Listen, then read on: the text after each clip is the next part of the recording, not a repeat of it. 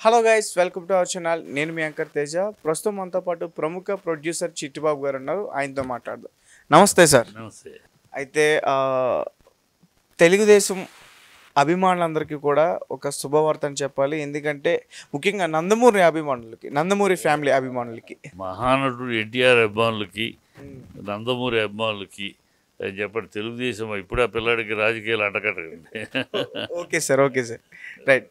అయితే మా నందమూరి మనవడు బాలకృష్ణ కొడుకు ఒక స్టార్, ఒక ఫిల్మ్ స్టార్గా ఉన్న నట వారసత్వుడు, నట వారసుడు కనుక ఆ లైన్లో చూడాలి.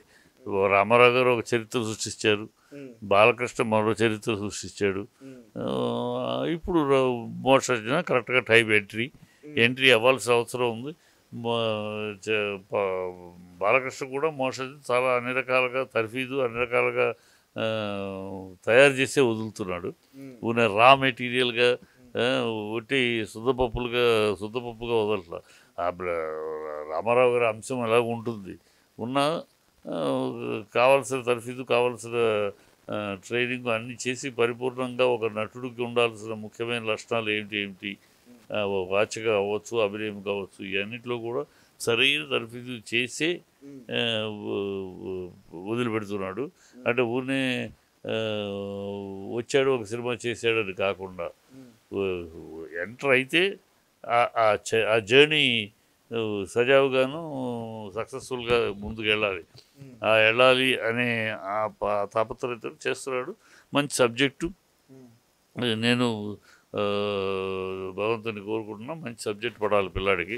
ఎప్పుడు కూడా అంటే మంచి ఫస్ట్ 1-2 సినిమాలు మంచి సబ్జెక్టులు పడినప్పుడే, మంచి సినిమాలు పడినప్పుడే కెరియర్ ఉంటుంది. ఇప్పుడు అఖిల్ చూడండి పాపం ఎన్ని సినిమాలు. నాగేశ్వరరావు గారు మనడు కదా, నాగార్జున కొడుకు, మరి అందగాడే బాగానే ఉంటాడు. అయినా కూడా చాలా బాగుంటుంది. మరి అయినా సరే కెరియర్ రాలా. ఎందుకంటే ఆ మొదట వరుసగా వచ్చిన 3 సినిమాలు ఇప్పటికి ఏది హిట్ కొట్ల. ఆ హిట్ కొట్టకపోయేటప్పటికి అది ప్రజలు ఆదరణ, మా ప్రజలు ఎంతవరకు ఎంట్రీ వరకే. రామారావు గారు మనవడవచ్చు, నాగేశ్వరరావు గారు మనవడవచ్చు, రేపు చిరంజీవి మనవడవచ్చు. ఎవరైనా ఎంట్రీ పాస్, వీళ్ళన్నీ ఎంట్రీ పాస్. ఆ ఎంట్రీ పాస్ ప్రేక్షకుల ఆదరణ, ఆశీర్వాదం. ప్రేక్షకులు ఆదరిస్తేనే మీరు ఎంత ట్రోలైనా నాగేశ్వరరావు మనవడు సుమంత్ ఏమయ్యాడు? మంచి హైటు, మంచి కళ్ళు, బ్రహ్మాండంగా నాగేశ్వరరావు కళ్ళే అతని. నాగేశ్వరరావు కళ్ళు, సుమంత్ కళ్ళు ఒకటేలాగా ఉంటాయి. అంత మంచి కనుముక్కు తీరు. ఏమైంది? సక్సెస్ఫుల్ మనవడేగా మరి. సో అట్లాగే రామారావు గారు మనవాళ్ళు ఎంతోమంది ఉన్నారు. అందరికీ ప్రయత్నం చేశారు కానీ మరి ఎవరు రాలా. ఒక జూనియర్ ఎన్టీఆర్, తారక్ కూడా వచ్చాడు అటు మనవాళ్ళలో. ఇప్పుడు ఆ అవకాశం ఉంది మనవాడికి. పెద్ద ఆయన ఆశీర్వాదం పైనుంచి ఉంటుంది. ఈ బాలకృష్ణ బ్యాక్గ్రౌండ్ ఉంటుంది. ఖచ్చితంగా ఒక పంచ్ బాగా ఎస్టాబ్లిష్ అవుతుంది. మంచి ఒక స్ట్రాంగ్ ఎంట్రీ అవుతుందని నేను ఆశిస్తున్నా, కోరుకుంటున్నా కూడా. అంటే ఇప్పటివరకే చాలా సినిమా స్టోరీలు ఆయన దగ్గరికి వెళ్ళాయి, కానీ అవన్నీ కూడా ఆయనకి అంత నచ్చలేదు. ఆయన రాసుకున్న స్టోరీనే తీయబోతున్నారనే వార్త కూడా వినిపించింది. అవన్నీ ఊహాజనితాలమ్మా.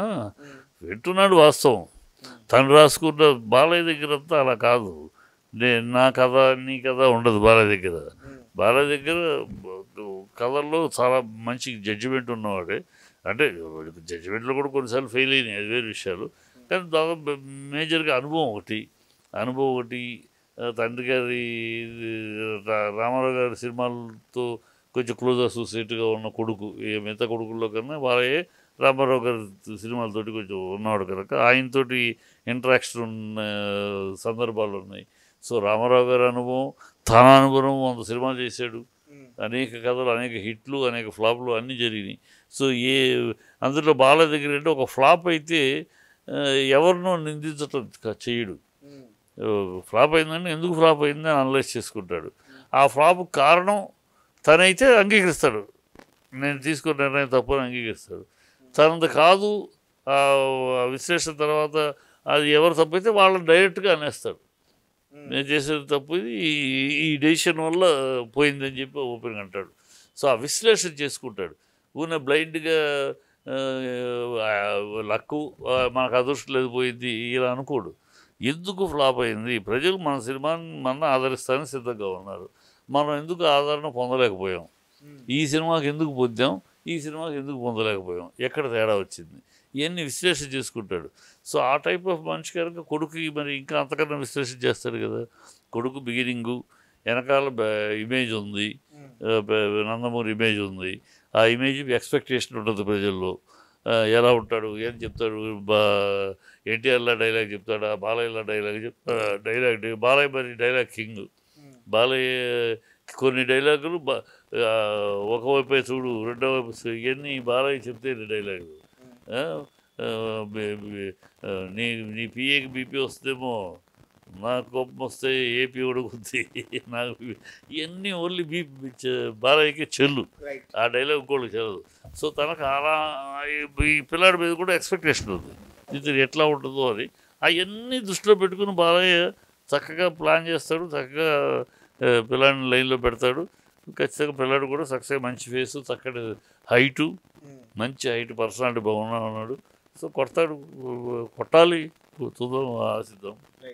సార్ అయితే ఇందాక మీరు ఎన్టీ రామారావు గురించి చెప్పారు, ఆయన తర్వాత బాలకృష్ణ గారి గురించి చెప్పారు, కానీ మీరు జూనియర్ ఎన్టీఆర్ని మర్చిపోయారు. లేదు, జూనియర్ ఎన్టీఆర్ వీళ్ళు మీరు వర్క్ చేసిన అనుభవం కూడా ఉంది మీకు.